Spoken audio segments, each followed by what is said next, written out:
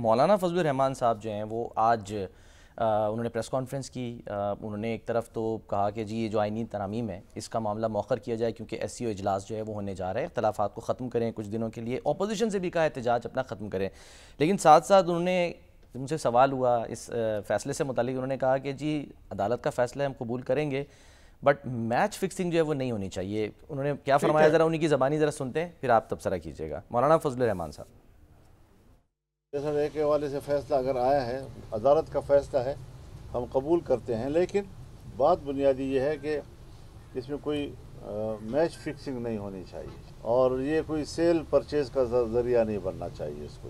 جہاں تک اس آئینی ترمیم کا مسئلہ ہے, مجھے حیرت ہے اس بات پر کہ انہیں اس بات میں عجلت کس چیز کی, اور اس میں کوئی ایمرجنسی مجھے نظر نہیں آ رہی. اس طریقے سے لوگوں پہ ایمرجنسی مسلط کر کے کہ انوا جس طرح بھی وہ چاہیں ہم بل کی منظوری دے دیں, میرے خیال میں یہ بل اپنی تفصیلات کے ساتھ اس قابل نہیں ہے کہ اس کو پاس کیا جائے, اس کو سپورٹ کیا جائے, اور ہم کسی بھی قیمت پر حکومت کے ساتھ پلس ہونے کے لیے آمادہ نہیں ہیں.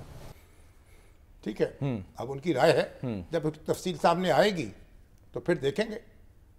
یعنی ایک جو کانسٹیٹیوشنل کورٹ ہے اگر وہ قائم ہوتی ہے تو کورٹ ہونی چاہیے نا.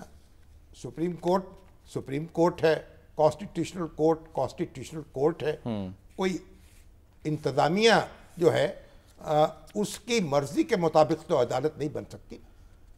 تو بہرحال مولانا جو ہیں ان کے اپنے تحفظات ہیں اور محسن نقوی صاحب جو ہیں ان کی اپنی توقعات ہیں, اور پھر یہ ہمارے جو عرفان صدیقی صاحب ہیں ان کی اپنی خواہشات ہیں. یہ ملے حالیہ دنوں میں کہ مولانا کے پاس سے تو جو کے آتا ہے کچھ مطمئن دکھائی دیتا ہے, کچھ مسکراتا ہے, کوئی ادھر ادھر دیکھتا ہے اور پھر آنکھ کا اشارہ کرتا ہے. اب دیکھتے ہیں کہ الٹیمیٹلی بات کہاں جا کے رکتی ہے, مولانا کس کے ساتھ کیا کرتے ہیں اور کوئی مولانا کے ساتھ کیا کرتا ہے. ہاں, مولانا صاحب, شامی صاحب, آپ نے ظاہر خود بھی کہا تھا کہ کہیں نہ کہیں آئینی ترامیم نہیں تو آئینی عدالت پر تو مولانا صاحب جو ہیں وہ ٹھیک ہے. آپ دیکھیں نا جی, عدالت ہے نا, آئینی عدالت, عدالت تو پھر قائم رہنی چاہیے نا, عدالت کا تحکم تو قائم رہنا چاہیے. اب جب اس کو تفصیل اس کی سامنے آئے گی پھر دیکھیں گے. اچھا, کچھ لوگوں نے بیچ میں یہ بھی کہا, سوال بھی ہوا اور ایون نون لیگ سے بھی ہوا کہ جی شاید کوئی مولانا صاحب نے اپنی باتیں منوانی ہیں اس سے ہٹ کے, یعنی کہ جو آئینی ترامیم ہے اس سے ہٹ کے. اب دیکھتے ہیں. اب ہم ایک مرحلہ طے ہو گیا, اب اگلا مرحلہ کیسے طے ہوگا. لیکن وہ سر آج ناراض بہت ہیں, وہ حکومت کو کہتے ہیں کہ جی معیشت زمیں بوس ہے اور اس کے بس میں نہیں ہے کہ یہ ایس سی او اجلاس کو بھی ثمر آور کر سکے. یعنی مولانا صاحب فرما رہے ہیں نہیں وہ معیشت تو زمیں بوس نہیں ہے, معیشت تو زمین سے اٹھ رہی ہے. ہاں, جو آ رہے ہیں اشاریہ جو مل رہے ہیں, کم ہو گیا ہے, مہنگائی کم ہو گئی ہے, اور جو انٹرسٹ ریٹ ہے وزیر خزانہ بھی کہہ رہے ہیں, توقع کر رہے ہیں کہ اسٹیٹ بینک ان کو کم کرے گا.